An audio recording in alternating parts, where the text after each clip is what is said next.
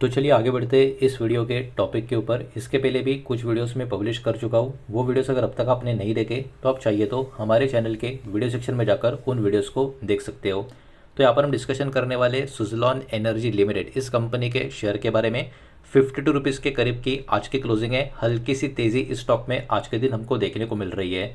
Internal का pattern ठीक ठाक नजर आएगा। कोई बहुत बड़ा वॉलेटिलिटी वाला सीन यहाँ पर हमको देखने को नहीं मिल रहा है। लेकिन स्टॉक का पिछले कुछ समय का पैटर्न देखें, एक साल का पैटर्न अगर हम देखें तो एक साल में थोड़ा पहला गिरावट था, 40 रुपए के आसपास गया था। वहाँ पे थोड़ा सा सपोर्ट लेके ऊपर की तरफ आया, लेकिन 60 का लेवल क्रॉस कर नहीं पाया और अभी 60 और 40 के बीचों बीच 50 रुपए के आसपास ये वाला शेयर एक साल में अभी के टाइम ट्रेड करता हुआ हमको देखने को मिल रहा है। अब इसका जितना लॉन्ग टर्म का पैटर्न अवेलेबल है उतना लॉन्ग टर्म का पैटर्न देखें तो अब देखिए कहीं ना कहीं पिछले डिकेड्स की या उसके भी पहले की बात करें तो ये वाला स्टॉक कभी कभार 400 के आसपास नजर आ रहा था। वहाँ से गिर गिर के अभी के टाइम 50 रुपए के आसपास देखने को मिल रहा है। तो ऑल टाइम हाई से तो काफ़ी बड़ी गिरावट है, लेकिन पहले की हालत के कंपेयर में अभी कंपनी की हालत सभी को पता है काफ़ी अच्छी होती हुई देखने को मिल रही है, जिसके कारण ये वाला शेयर पिछले 5 सालों में काफ़ी अच्छा खासा परफॉर्म भी किया। आप देख सकते हो 5 साल में मोर देन 600% के रिटर्न भी स्टॉक में हमको देखने को मिल रहे हैं। बिकॉज कंपनी का जो ओवरऑल आप कह सकते हो परिस्थिति है पिछले 5 साल में इंप्रूव होता हुआ देखने को मिल रहा है। कंपनी का प्रॉफिट भी इंक्रीज हो रहा है, जो भी हम एक एक करके चेक भी करेंगे।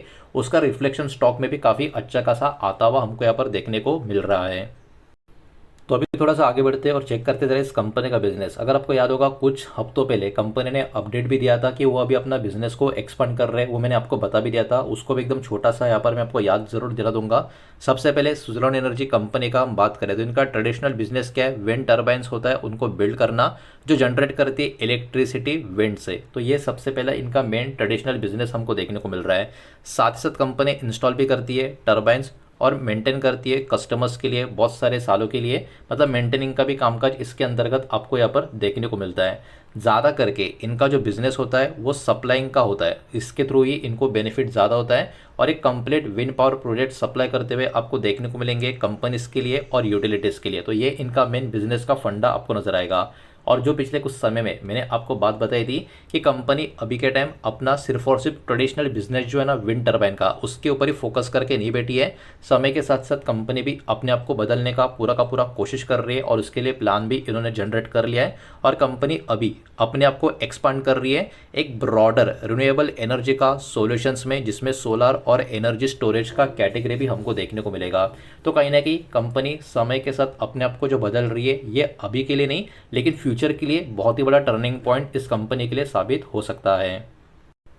अब थोड़ा सा आगे बढ़ते हैं और ज़रा चेक कर लेते हैं इस कंपनी के कुछ इंपॉर्टेंट या फिर मेजर क्लाइंट्स और कनेक्शन में क्या क्या नाम हमको देखने को मिलते हैं। तो Tata power renewable energy limited इस कंपनी के मेजर क्लाइंट कनेक्शन में नाम आपको नजर आएगा।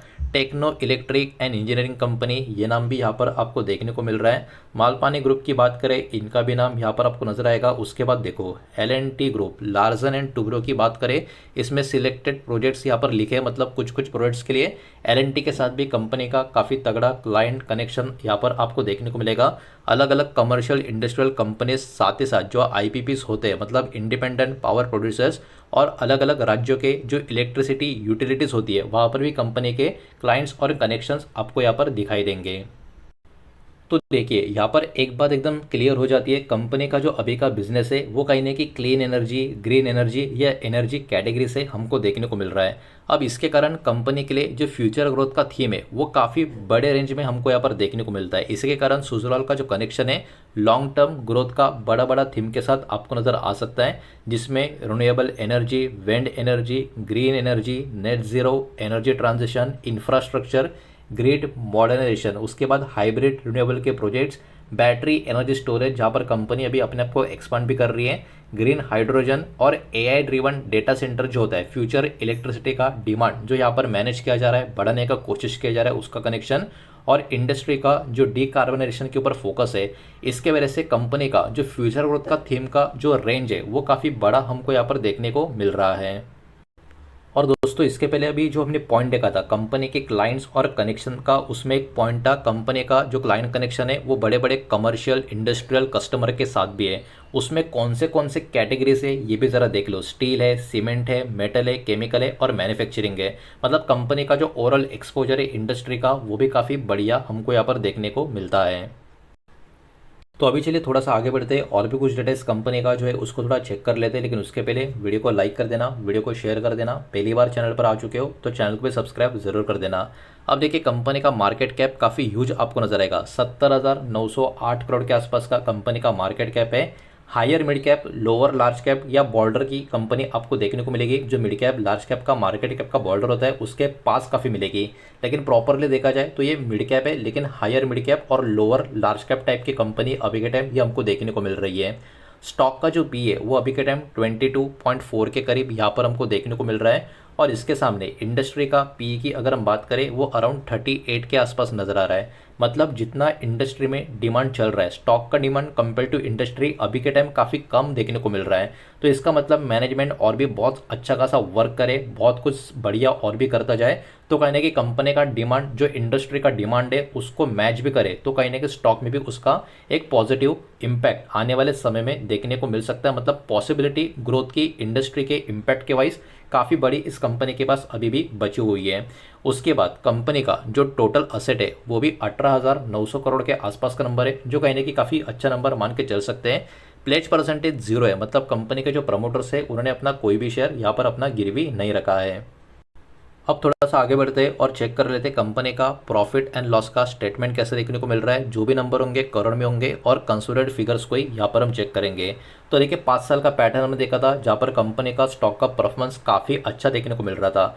तो उसके पीछे कुछ रीज़न भी होना चाहिए। तो ज़रा पिछले 4 साल का नंबर कंपनी का कैसा आ रहा है, हर एक साल का प्रॉफिट है या नहीं, वो ज़रा देख लेते हैं। बिकॉज अगर कंपनी लॉस कर रही है और स्टॉक पिछले 5 साल में काफ़ी अच्छा भागा है तो उस तेज़ी का कोई भी मतलब नहीं होना चाहिए। लेकिन नंबर्स क्या बता रहे हैं, 4 साल पहले कंपनी का नेट प्रॉफिट था 2,887 करोड़ का। उसके बाद भी प्रॉफिट था लेकिन प्रॉफिट बहुत ज़्यादा कम हो गया 660 करोड़ का। लेकिन उसके बाद देखो कंपनी ने कमबैक करके दिखाया 2,072 करोड़ का प्रॉफिट उसके अगले साल। और पिछला फाइनेंशियल ईयर कंपनी का प्रॉफिट 3,163 करोड़ के करीब देखने को मिल रहा है। मतलब पिछले 4-5 साल में स्टॉक में जो तेज़ी हमको देखने को मिली है वो नकली तेज़ी या फालतू की तेज़ी तो नहीं है। स्टॉक का मतलब कंपनी का जो प्रॉफिट है वो भी काफ़ी तगड़े तरीके से, अच्छे तरीके से ग्रो होता हुआ हमको देखने को मिल रहा है। अप्स एंड डाउन्स है, वॉलेटिलिटी है, इसके वजह से स्टॉक में भी आपको अप्स एंड डाउन्स वॉलेटिलिटी देखने को मिली है। लेकिन ओवरऑल लॉन्ग टर्म में अभी के time profit making, profit growing company भी इसको हम बोल सकते हैं। बिकॉज 4 साल पहले का भी जो नंबर था उसको अभी प्रीवियस फाइनेंशियल ईयर ने कंपनी ने बीट भी कर दिया है। तो अभी के टाइम कहीं ना कहीं profit making and profit growing category की कंपनी ये हमको देखने को मिल रही है। लेकिन वॉलेटिलिटी भी यहाँ पर काफ़ी ज़्यादा है, ये बात भी ध्यान में रखें। अब थोड़ा सा आगे बढ़ते और चेक कर लेते हैं इस कंपनी का शेयर होल्डिंग पैटर्न का डेटा। अब तक जितना भी डेटा हमने देखा सब कुछ काफ़ी बढ़िया, बहुत ही अच्छा खासा सब कुछ नज़र आ रहा था। अब देखिए जून 2026 का एकदम लेटेस्ट डेटा यहाँ पर अवेलेबल है। अब देखो यहाँ पर प्रमोटर का होल्डिंग कितना है। प्रमोटर का होल्डिंग देखने को मिलेगा सिर्फ और सिर्फ 11.70% का। मतलब इस कंपनी के जो प्रमोटर्स है उनका ही होल्डिंग सबसे कम हमको देखने को मिल रहा है, जो किसी भी तरीके से ऑब्वियस सी बात है हम इसको कॉन्फिडेंस वाला पैटर्न अब बोल नहीं सकते। बिकॉज कॉन्फिडेंस वाला पैटर्न में कैसा होता है, एटलीस्ट मेजॉरिटी स्टेक प्रमोटर के पास है या फिर प्रमोटर FS-DIS का मिलके मोर देन 60 या 70% का स्टेक होता है तो उसको भी हम अच्छा पैटर्न बोलते हैं। लेकिन प्रमोटर का स्टेक 11.70% का है। उसमें भी आप देख सकते हो प्रीवियस क्वार्टर में प्रमोटर का स्टेक 11.73% का था, अभी एकदम हल्का सा कम हो चुका है। ये बहुत बड़ा डिप नहीं है, एकदम हल्की सी सेलिंग आपको नजर आएगी जो चलता है, लेकिन ओवरऑल स्टेक कम है। लेकिन इंटरेस्टिंग बात यह है कि एफएस का स्टेक पिछले 3 क्वार्टर से लगातार ऊपर की तरफ जा रहा है। मतलब देखो एफएस को जो अपॉर्चुनिटी मिल रही है, एफएस इस कंपनी में अपना स्टेक इंप्रूव करने में यहाँ पर लगे हुए हैं।